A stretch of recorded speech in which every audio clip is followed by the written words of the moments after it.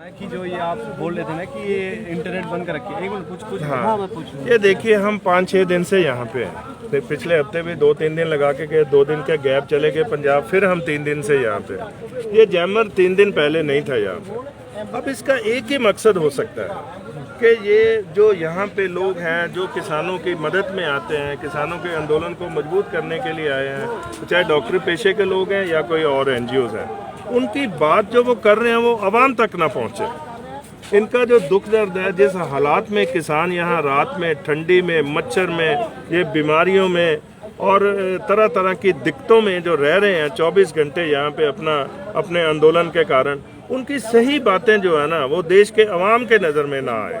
ये जैमर लगा, इंटरनेट नहीं चलता, मोबाइल नहीं चलता, टेलीफोन नहीं चलता, कुछ नहीं चल रहा है यहाँ से, ना लाइव हो सकते हो आप।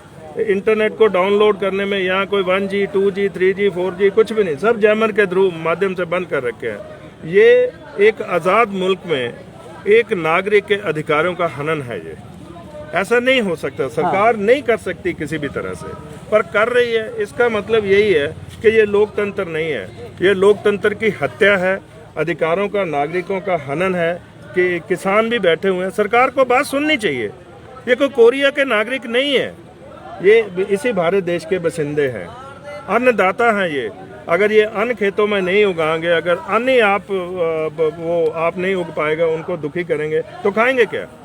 ये महीने 2 महीने बाद भंडार खत्म हो जाएंगे, सब मर जाएंगे ये ऐसे ही। अरे उनकी बात तो सुनिए आप, इतनी जिद किस लिए? ये कोई मामा फुफड़ का खेल थोड़ा है ये।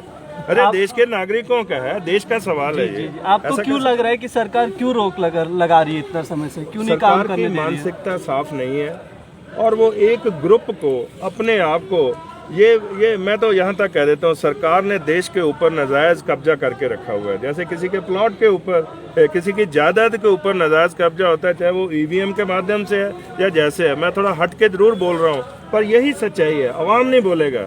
मैं एक इंटेलेक्चुअल हूँ, एक पढ़ा लिखा व्यक्ति हूँ, मैं सब समझता हूँ। सो आज हम डॉक्टरी पेशे की बात करें तो अच्छा रहेगा, नहीं तो बहुत कुछ ऐसा देश में वो कुछ हो रहा है जो नहीं होना चाहिए। एक आदमी की जिद के आगे आप लाखों लोगों की जान के दुश्मन बने हुए हैं। क्यों बने हुए हैं भाई? हमने क्या बिगाड़ा है यार? क्योंकि किसान ने अन्न उगाया, वो हल जोतता है, वो रात दिन मेहनत करता है, वो अपने बच्चों को छोड़ता है, परिवार को छोड़ता है और देश के जो दूसरे नागरिकों के बारे में सोचता है। इसलिए ये जैमर इसलिए खड़ा हुआ है कि किसानों की बात जो है देश के अवाम को ना पता चले। ये इसलिए सब हो रहा है। आप मोदी सरकार को क्या कहना चाहेंगे इस समय? हम यही बेनती करना चाहेंगे, उनसे निवेदन करना चाहते हैं, प्रधानमंत्री जी से भी, उनकी पूरी कैबिनेट से भी, जो भी इसमें इन्वॉल्व है, कि किसानों के जल्द से जल्द इनको बुलाकर बात सुने और इनकी जो जायज़ मांगे हैं, हमें भी पता है, मैं भी किसान का बेटा हूँ, तो हमें भी पता, बात ही नहीं करना चाहते और बात करने से पहले आपका स्थिति बना देते हैं ऐसी कि किसान बात ना कर पाए। ये कंडीशन होगी, ये कंडीशन अपने नागरिकों के साथ। आप कोरिया के नागरिक थोड़ा, पाकिस्तान के थोड़ा, बांग्लादेश के थोड़ा, अरे भाई भारत के नागरिक हैं, उनके साथ बात करने के लिए भी आपको कंडीशन का जरूरत है। क्यों? ये लोकतंत्र है, हर किसी को बात रखने का अधिकार है पूरी तरह से, और रखे बात। आपका सुनना, आपका जो है ना, वो आपको चुना इसलिए गया है कि आप नागरिकों की बात सुने और खास करके इस वक्त आप किसानों की बात सुने। क्यों नहीं सुन रहे आप? आपको क्यों लगता है कि सरकार क्यों नहीं सुन रही है? इसकी वजह क्या है? वो दबाना चाहती है, किसानी को खत्म करना चाहती है, किसानी को बर्बाद करना चाहती है। वो 57% पे 6% जो दुनिया में हो रहा है वो भारत में भी करना चाहती है। ये मॉडल तो फॉलो कर रहे हैं अमेरिका का, कनाडा का, यूरोप का।